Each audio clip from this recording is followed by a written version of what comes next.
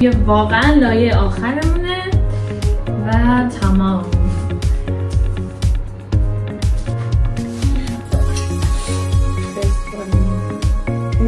مزه ماهی دریایی میده.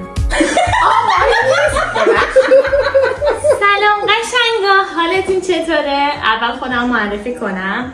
من مهزادم، یه سال و نیمه که با همسرم مهاجرت کردیم به استرالیا و این اولین ولاگیه که دارم توی یوتیوب میذارم. بخاطر من اول گفتم بذارم اول خودم معرفی کنم. و اینکه امروز همینجور که از اسمش پیداست قراره با هم باقلوای خوشمزه شیرعسلی درست کنیم که مزه جون میده.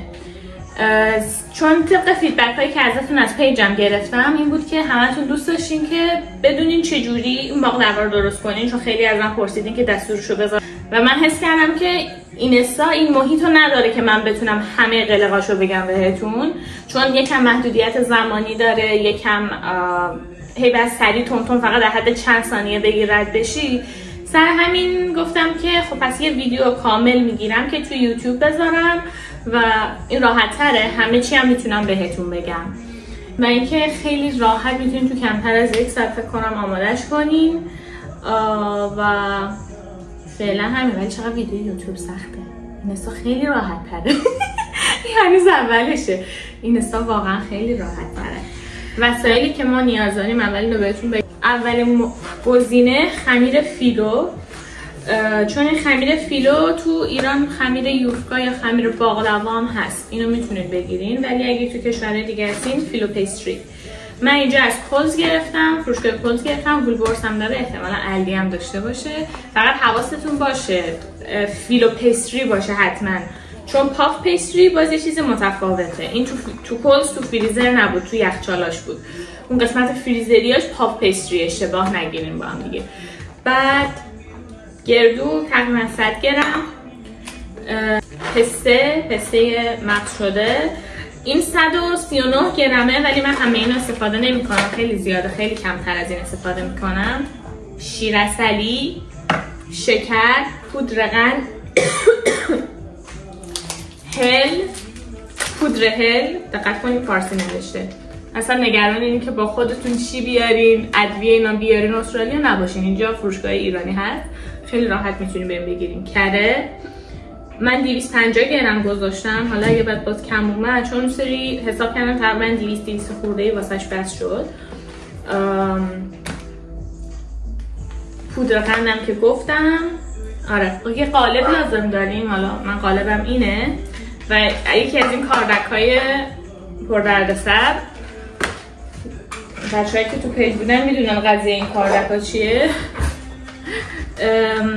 من برای این کاردک رو گرفتم، خودم گفتم یه سری قلقا رو بهتون بگم. برای این از این کاردک رو گرفتم که چون باقلوا رو باید داخل قالب برش بدیمش. بعد خب من اگه بخوام با چاقوی نوک‌تیز، چاقوی معمولی برشش بدم، حس کردم که قرار قالبم خراب کنم چاقو نوک‌تیزه. سری پیش حالا ورق روغنی زیرش گذاشتم ولی این سری نمیخوام بذارم، رفتم از این کاردک گرفتم که با این راحت برش بدم و این هیچ اتفاقی نمیفته با این برای قالبتون، چون سرش تیز نیست و اتفاقی نمیفته برای قالبتون. من اینا رو یاد بزنم و هم جمع کنم بریم که ادامه‌شو با هم بشیم.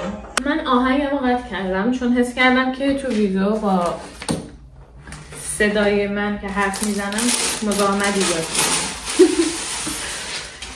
یکی از کارهایی که جلو کثیف کاریمو بگیرم، یکی از این کاغذ روغنی‌ها یه چند تا پهن میکنم، هم تمیزه چون من خمیرم رو روش بذارم، همین که مستقیم دیگه به این چیزه نمیزنم، به این اوپن دقالی نمیزنم، هم دوست ندارم هم کثیف کاریه، همین که خب این تمیزتره. از اینا پهن میکنیم که دیگه تمیزتر و راحت تره، تمیز کردنش راحت تره، چون که بعد اون خمیر فیلو رو اینجا بذارم و خوشم هم نمیاد که حقیقتا رو این سطح سنگش خالی باشه، چون هر کارم کنی تمیز باشه بازم اون مواد شوینده و اینا به خوردش میره.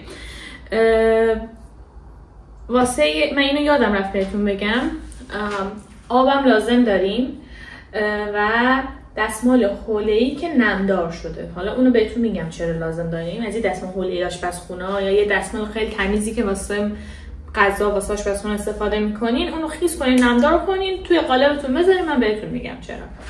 اولین مرحله از درست کردن باقنوا شهدشه. باید اول شهدش رو درست کنیم، چون که وقتی که شهدش رو میخوایم بریزیم داخل مواد باید کاملا خنک و سرد باشه. ببخشید قابلمه من یکم درب و داغون شده، یکم خرابکاری کردم من نرفت دیگه. من خیلی شکر نمیریزم داخلش چون شیرعسلی خودش شیرین میکنه.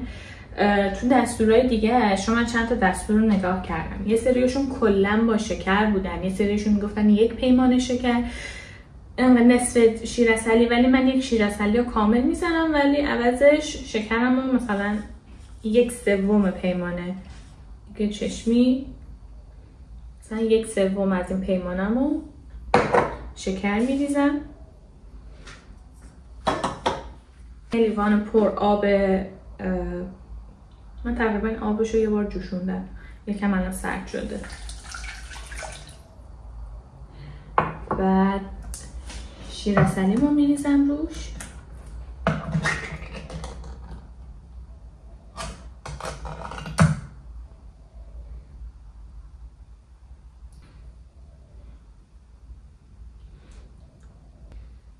من این آبو به خاطر این ریختم که هم شکره حل شه، همین که این شیرعسلیه از این انقدر غلیظ بودنش در بیاد، چون نمیخوام یک شربت خیلی غلیظی داشته باشم که هیچ کار نتونم باش انجام بدم.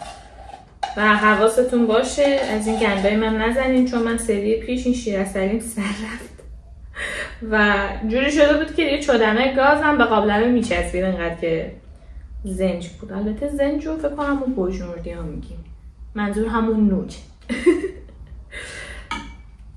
و بقیه‌اش رو با لیسک کامل صاف میکنیم دیگه، اینجوری چیزی هدر نمیره.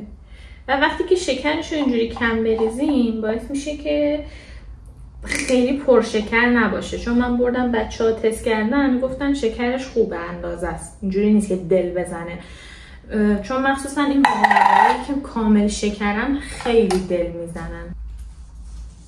بعدش همه رو یکم با هم مخلوط میکنیم و میذاریمش روی شعله گاز که یکم 10 دقیقه اینا فقط رو شعله گاز باشه و حواستون باشه سر نره، چون گفتم دیگه سری پیش مال من سر رفت و خیلی داغون شد.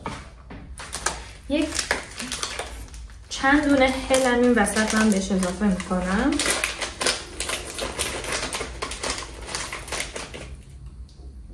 همجوری کامل هلو میندازم توش. داشتم فکر میکردم 2 تا انداختم یا 3 تا. و اینکه اگه این شربتتون رقیق تر باشه خیلی بهتر از اینه که غلیظ باشه خیلی، چون اگه خیلی زیاد غلیظ باشه به خورد اون شیرینیاتون نمیره. ولی مثلا اگه یکم اینجوری شهدتر باشه و شهدش رقیق باشه، مثلا یه روز بمونه داخل یخچال اوکی میشه. چون ما اول فکر کردیم که نه الان این باقلوای من خیلی بد شد نمیتونم بخورم، بعد فردا شبش که گذاشتم توی یخچال، چون شب درست کردم، صبح که اومدیم خوردیم دیدیم نه شبیه اون باقلوای شد که میخواستم. دقیقا شهدمون رو هم میزنیم تا جایی که شکرش حل بشه و حس نکنید که دونه شکر مونده داخلش، کامل حل بشه. بخاطر همون کم آب اضافه کردم و منتظر میشین که 10 دقیقه جوش بخوره، گل بخوره، 10 دقیقه رو بعدش دیگه رو خاموش میکنم میرم سراغ بقیه بازی. خب الان این شهد من آماده است. من خیلی نمیخوام غلیظ بشه، همینجور که میبینی خیلی حالت آبکی طور داره. میذارم کامل خنک بشه چون که ما به داغش احتیاج نداریم. شهد حتما باید خنک باشه و روی مواد داغ تازه از فر اومده بریزی، وگرنه قبول نیست. این مرحله رو از دست میدیم. میذاریم این سرد بشه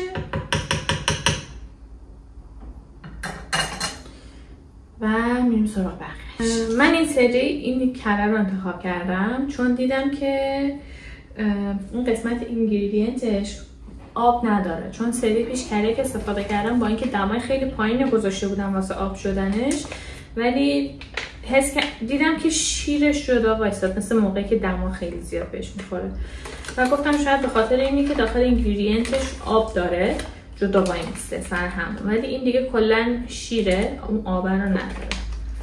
دیگه اینو میندازیم که بره آب شه، ذوب بشود. این سر صدایی که میاد برای اینکه من اون کره رو گذاشتم تو فرایه گرمش آب بشه، حال بنماری نداشتم، روی ریهیت گذاشتم دستگاه رو و دمای 80 درجه، یعنی خیلی آوردمش پایین و حتی یک 3 دقیقه 2 دقیقه اینا باشه اوکی. خب من الان میخوام پسته ها رو یک کاسه می‌ریزم. من الان میخوام پسته رو گردو رو آسیابش کنم و بودی خورد بشه.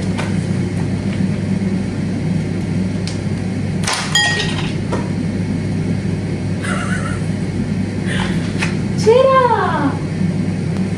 دیگه مطلبه دیگه پیش میاد. خب من 140 گرم زیاده، چون من از اون بر 100 گرم هم گردو گذاشتم و برای این قالبی که میخوام بذارم کمتر لازمه. تقریبا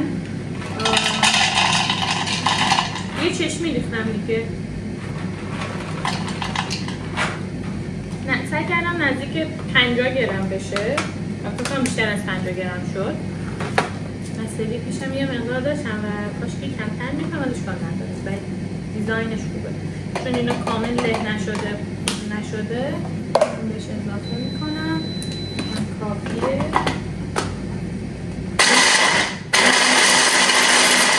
این قسمتش سلیقه‌ایه، اگه دوست دارین زیر دندونتون حس بشه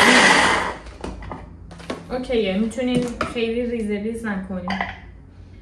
اگه پسته کمتر دوست دارین میتونین پسته کمتر بزنین، اجباری نیست، اصلا میتونین همشو با گردو بزنین. من چون مهمون دارم و مهمونم بهم گفت که خیلی پسته ای دوست داره دیگه دارم براش پسته کم بیشتر میزنم، ولی خب من خودم اون سری خیلی حال نکردم با پستهش، گردویشو ترجیح میدم. خیلی ها پسته ایه رو بیشتر دوست دارن ولی من گردویی رو بیشتر دوست دارم،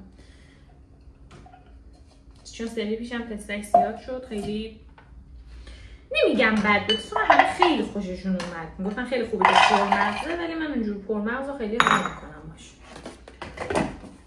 من دوست داشتم یکم کم مغزتر باشه، چون گردو رو اگه بیش از حد دیگه ریز کنم خیلی به هم میچسبه، نمیتونم کارش بکنم. همین مقدار کافی. مثلا موقعی که میخوای فسنجون درست کنی گردو رو قد میزنی که دیگه بدبخت جرمش در میاد، روغن میده از خودش دیگه در اون حد نزنیم گردو رو. خب این است. من فقط یه مقدار از این پستم جدا میکنم واسه تزیینش.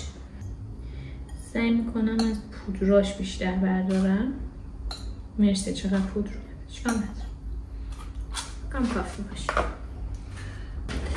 من برای این قسمت به پودر هل لازم دارم و پودر قند. تقریبا به گردون 2 قاشق پودر قند میزنم، به پستم 1 قاشق پودر قند میزنم. میتونین اینم اگه دیگه خیلی کم شیرین دوست دارین و اینا نزنین. از اون ورم پودر هل اضافه میکنم. پودر هل رو زیاد نمیریزم، همینقدر. دو فکر میکنم برش زیادم هست.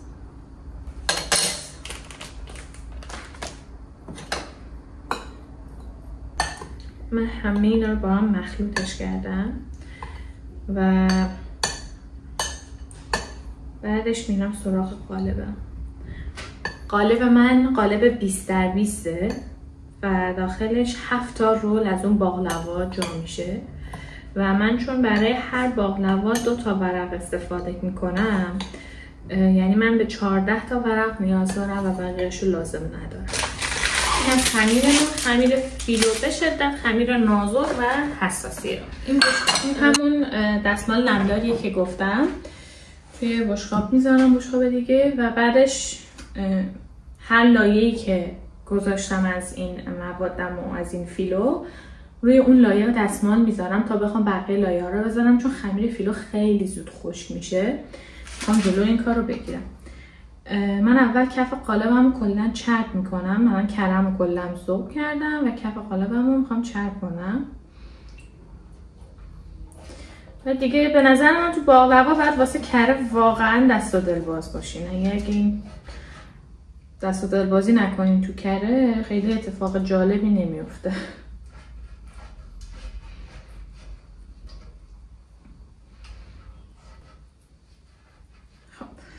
این از قالب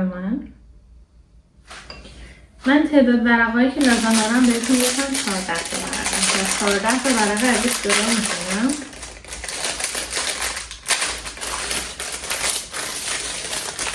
این به شدت خمیر حساس و نازکیه، خیلی زود خشک میشه، خیلی سریع پاره میشه، سریعتر از اون چه که حتی فکرشو بکنین.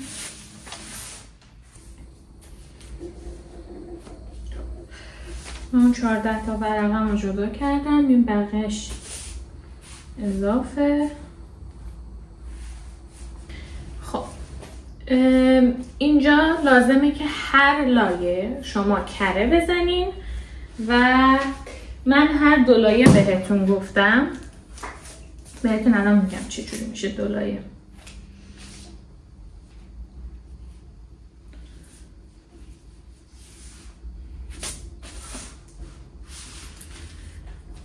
من اول یک نصف کره میزنم، برمیگردونم، دوباره کره میزنم، مغزیجاتم رو میریزم، لولش میکنم و بعد دوباره لایه بعدی رو کره میزنم و لایه بعدی کامل کره میزنم، نصف دیگه کره نمیزنم، چون هر کدوم من دو لایه میپیشم کافیه. یکی 3 لایه میگه کافیه، یکی 1 لایه میگه کافیه. به نظر من همین دوتا اوکی بود. 2 لایه، یعنی اگه بخوای 1.5 بذاری کمتره، 1 باشه به نظر من کمه. خب من الان نصف اینو کره مالیدم، بعد اینجوری رو هم میذارمش، میذارم صاف میکنم، دوباره کره میزنم. به خاطر همین کثیف کاری ها اینجوری چیزی ریختم دیگه، الان خیالم راحت. هر کثیف کاری که الان بخوام میتونم انجام بدم، چون بعدش کاغذ رو جمع میکنیم مستقیم میره آشغالی.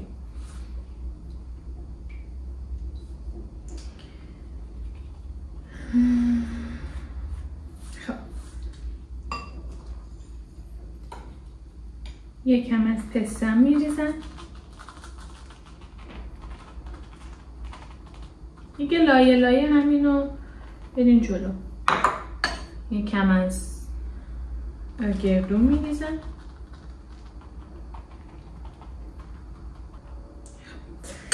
و حالا میپیچونمش خیلی آروم. فقط حواستون باشه اگه ناخون بلند دارین، چون من سری پیش اینجوری میشد که ناخونم بلندتر بود، خمیر لایه پایینی رو ناخونه پاره میکرد. بعد میام میذارم اول، دوباره بهش این لایه رو کامل کره میزنم.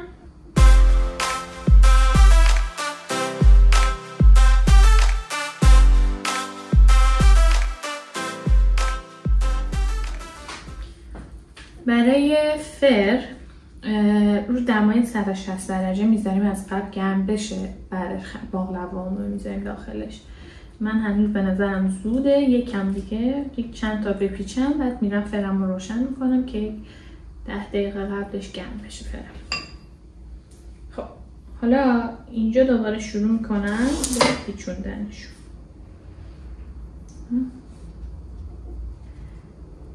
میپیچونم. این دیگه لایه دومی خیلی راحت تره. بعد این باعث میشه که وقتی که میخوایم جمعش کنیم، چون اینو باید جمع کنیم دیگه، اینو باید اینجوری جمعش کنیم که بشه باقلوای مورد نظر. اینجوری که جمعش کردیم میذاریمش توی قالب. ایزی. و حالا اینجاست که اون دستمالمونو من بازش میکنم که اندازه قالبتون سعی کنین بردارین این دستماله رو که بتونه کامل قالب رو بپوشونه. حالا من فعلا فقط برای یه لایه میخوام. دوباره نصفشو کره و همین کار رو ادامه میدیم تا الا ماشاءالله، تا آخر که قالبمون کامل فیت پر بشه و وسطش جای خالی نمونه.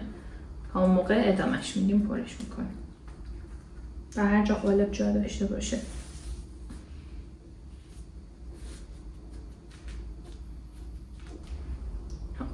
من دوباره بهش کره میزنم.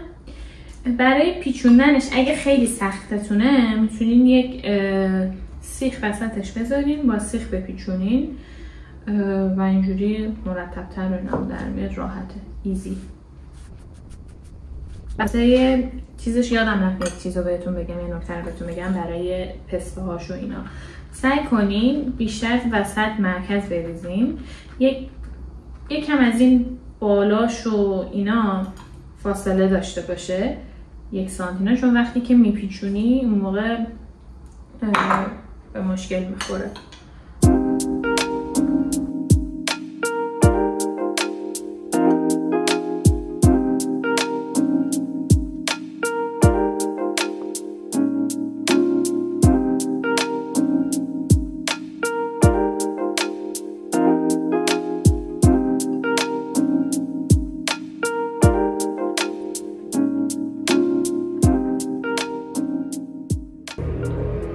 اینجوری به هم فشار میدیم، یه خوشگل گوگولی میتونی بذاری اینجا. ایزی.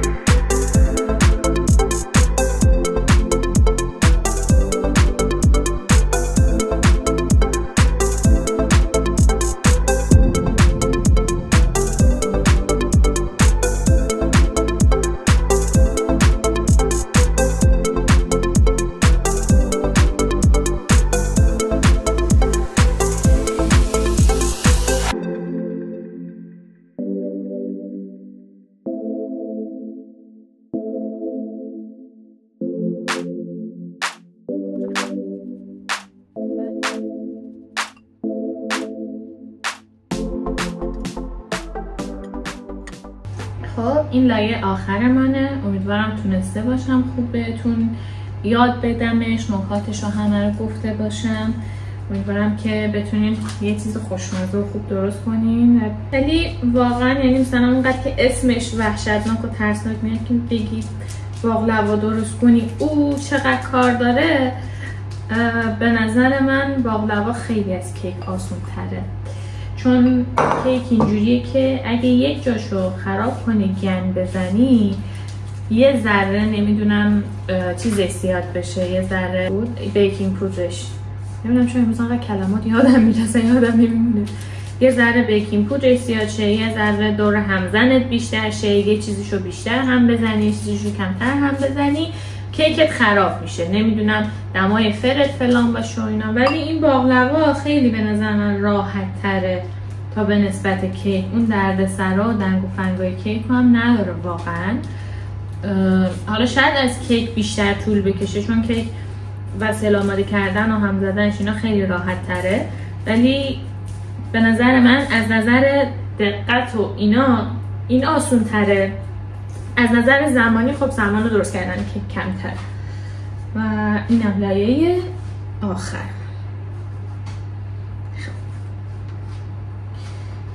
به نظرم یک لایه دیگه هم جا دارم که واسش بذارم، موادم دارم، یه لایه دیگه هم بهش اضافه کنم چون حیفه بعد اینا همه فشرده بشه، یه جا داره بذارم.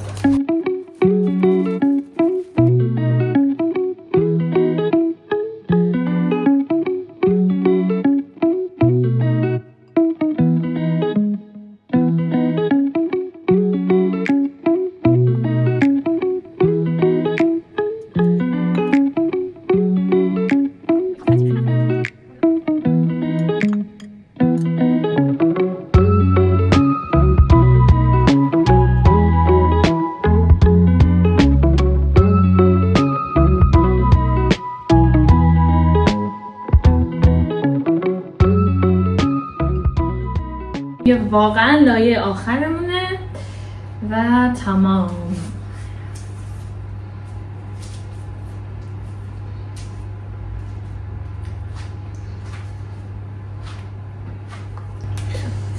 اینا رو ریز کنم.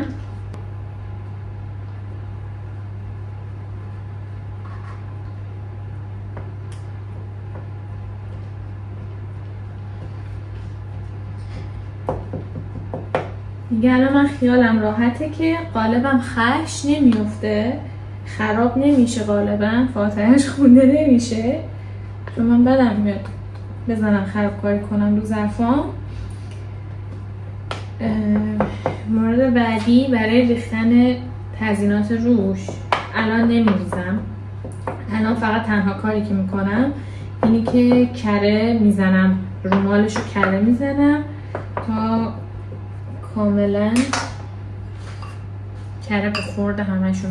باقلوامون قبل از اینکه بره توفه حتما برشش بزنید چون وقتی که روش شهد بریزیم بعد بخوایم برش بزنیم خیلی نرمه و شاید سخت‌تر بریده بشه. الان خب خیلی راحت‌تر بریده میشه، به خاطر همین من الان برشش دادم و تا بقیه‌اش فرمونم که داغ شده رو دمای 160 درجه و تقریبا بین 35 تا 45 دقیقه. فقط از دقیقه 30 به بعد مواظب باشین که نسوزه باقلواتون، هی برین چکش کنین، هی اگه دیدین روش طلایی نشده بیشتر بذارین بمونه، ولی هی حواستون باشه.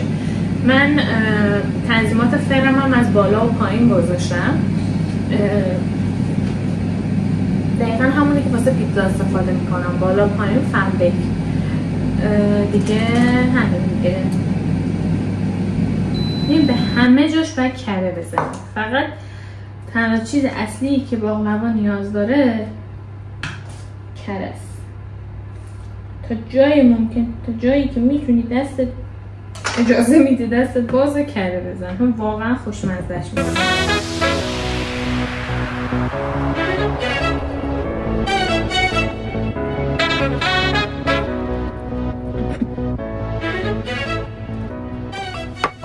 من الان کره زدم همینطور که میبینی، آماده، رومال زده، همه چی آماده است که بره تو فرن و بعدش آماده است که بره تو فرن و بعد 45 دقیقه تا 35 تا 45 دقیقه میتونم ببینم که چی شد.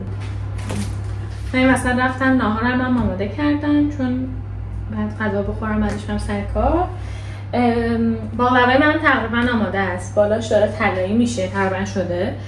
بعد فقط وقتی که میخواین از این شهدتون استفاده کنین سعی کنین تا جای ممکن این گوشه ها از اینه که از این بیلک ها داره یا داخلش اینجوری داره رو ازش جدا کنین قبل از اینکه شهدتون رو بخواین بریزین روی باقلواتون که باقلوا رو خراب نکنه.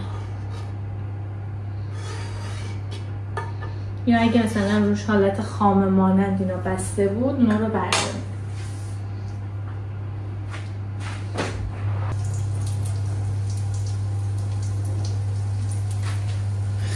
این از باقلوای ما هنوز که داغه ما این شهد رو روش می‌ریزیم.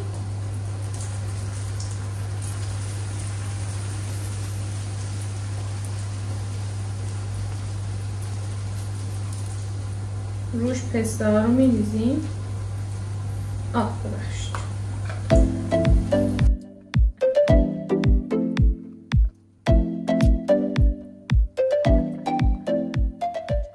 وقتی که هنوز باقلوامون خیسه باید بهش این پسته ها رو اضافه کنیم، وگرنه وقتی که خوش بشه باز ازش جدا میشه. میذاریم دیگه به دل خودش جذب کنه و تو خوردش بره. اینا نگاه نکنید که الان خشک و کرنچی، الان هر کارم کنی اینجوری صدای کرنچی بودن و خشک بودنش هست، ولی وقتی که سرد بشه، همون از شب تا صبح بره توی یخچال و اینا، دیگه واقعا چیز میشه، اوکی میشه. اولش اصلا اون تجربه رو خوب نداشتم دیگه، نمیدونستم که الان من اینو انقدر بریزم شیرین میشه، بد میشه، بدمزه میشه، خوب میشه، چجور میشه. به خاطر همین دیگه الان اعتماد داشتم به پروسه، این کار انجام دادم. و بازم میگم نترسین از این که اینجوری بوته وره، اینجوری شنا میکنه، فشار میدین، آبش میاد بالا، فلانش میاد بالا، اوکی میشه.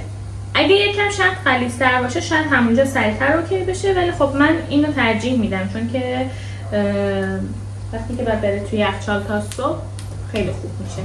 و حتما اون صدای جیز کوچولویی که میگه اون خیلی مهمه وقتی که اینو بهش میریزیم. دیگه همین دیگه، تا فردا که من بهتون باید بقیه‌شو نشون بدم. خب این باقلوای ما الان آماده شده کلا. شکرک هم اصلا نزده. از دیشب کلا از دیروز ظهر من گذاشتمش توی یخچال تا الان که 7 شب کلا آماده است. بعد من اینجا مهمونام اومدن. یکی المیدا و اشکال نداره بیاد، ژینوس. میخوام برم دوتاشون الان اینجا تست کنم، نمیدونم چه من باید سلام کنم؟ هر جور دوست داری. سلام خدمت بینندگان عزیز. گلایی تو خونه؟ ما حسلایی نمونه. آره. المیدا تو من به عنوان بدم تست کنم. تستر کار.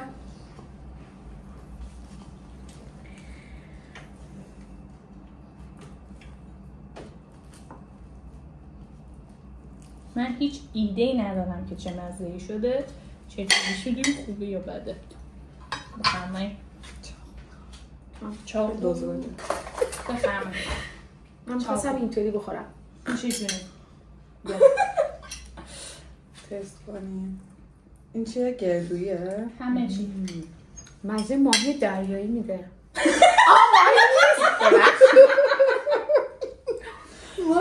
ماهی خوشگیری هم داریم. نه یاد یاگوم گیوم یونگ افتادم. بزن. خوشمزه. حسن تو هم بیا تست کن. خیلی خوشمزه. خیلی شیرینیش اندازه است. صبر کن. حساش مال دامغانه. آره. دامغان کلف. اینجوری تست میکنن. بیاییم و بایستا بیاییم. اول عطرشو باید ببینی چی. نه واقعا خوشمزه است. بعد اینجوری.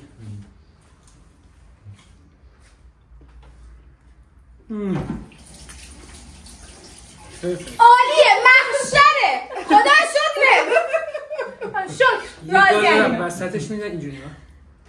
باید مزهشو تو عمق وجودت ببینی.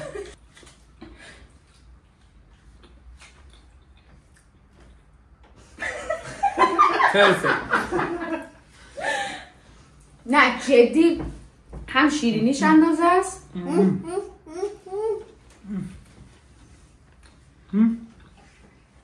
تاش عالی.